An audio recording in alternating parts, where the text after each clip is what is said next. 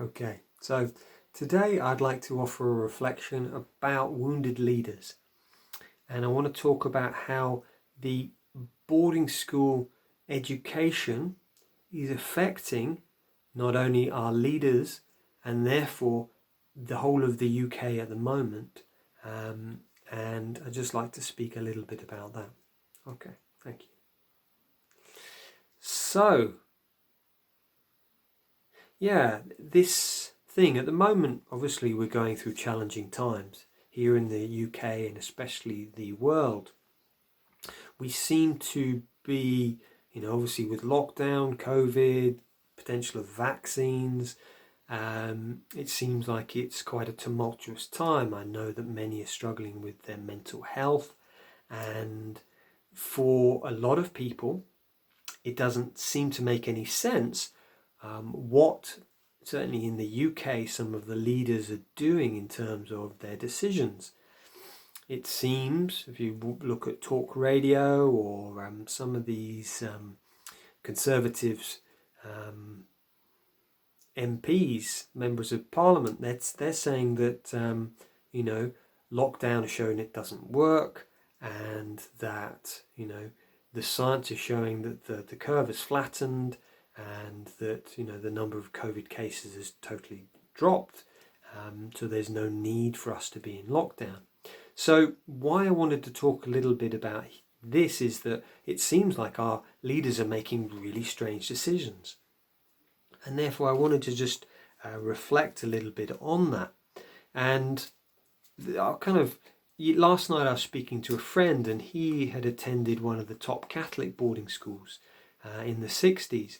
And he was saying that at that time, so he was a day boarder, but he said that the way the monks ran the boarding school was that they did the teaching, and then once the boys left the classrooms, then it would be the boys who would be running the school.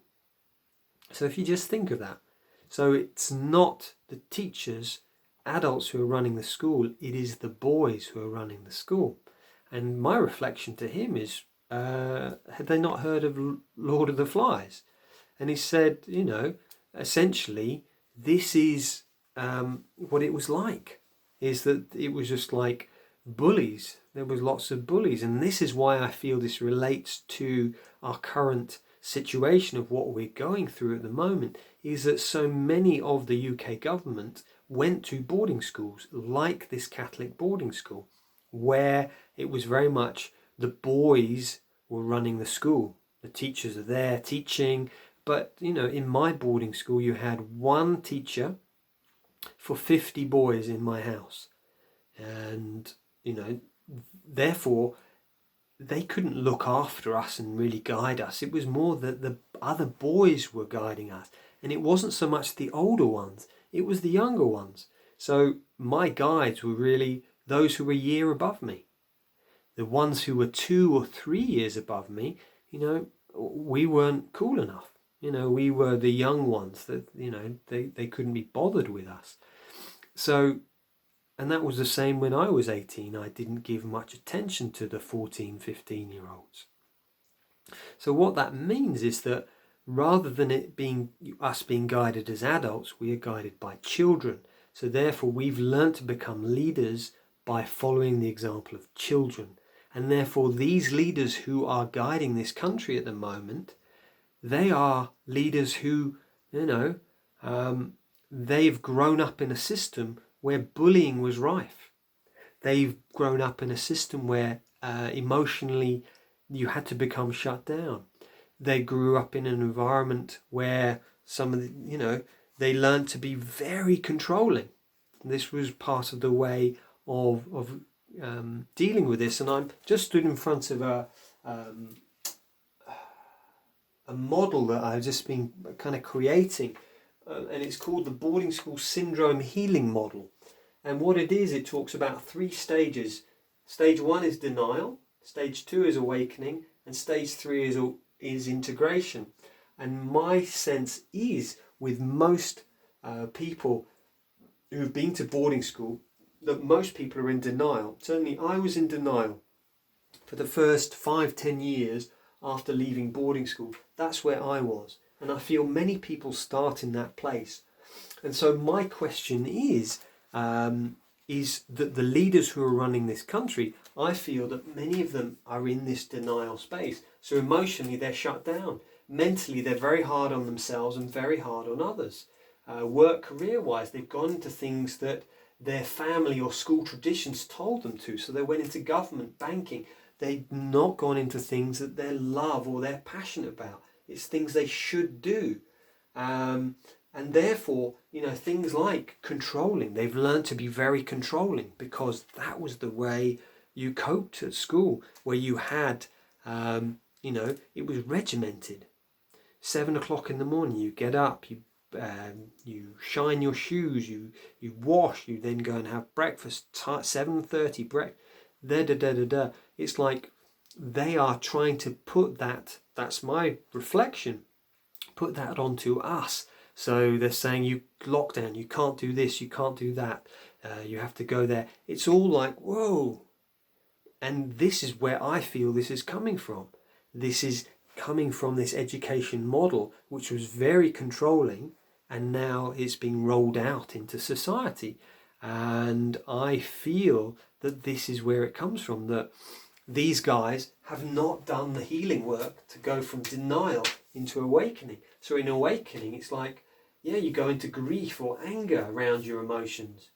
You might kind of feel tears, rage or shame, but you start to feel emotionally what others and self went through at boarding school. And then this level, it's like the level, the birth of compassion.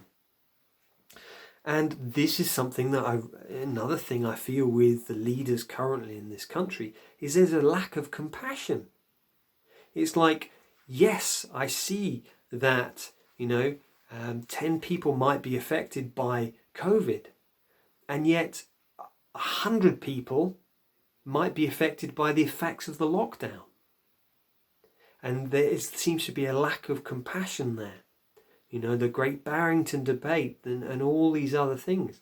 So my question is, I'm not saying I'm right. I'm just saying is, this, I feel that there is a definite correlation between how the leaders are being in the world at the moment and this wounding.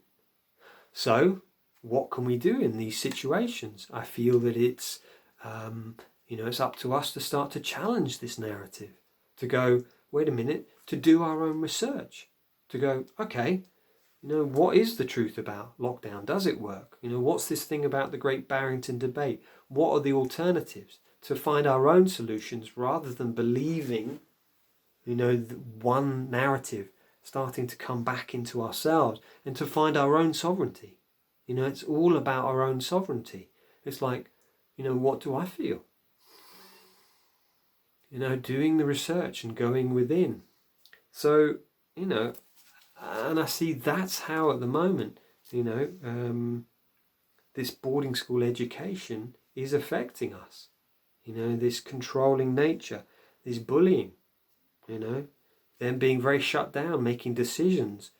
Like in this country, how the the old people's homes, the care homes have been run. It's been, horrific on one level. It's like, whoa, where's the heart? Where's the care?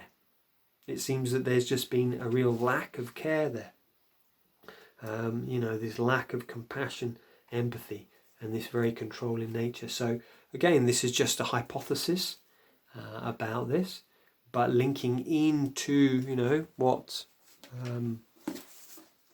Nick Duffels talks about in here, and also talks about in his book Wounded Leaders, is that I feel that from my own experience of being very wounded myself, seeing that I see that most of these boarders, these ex-boarders who are now our leaders in the UK, are in this section here. They're in denial, and therefore they are projecting, that onto others. And my hope is that they start to do their healing work and start to move into awakening and integration, so that they start to become whole and happy And yeah, so that is my wish.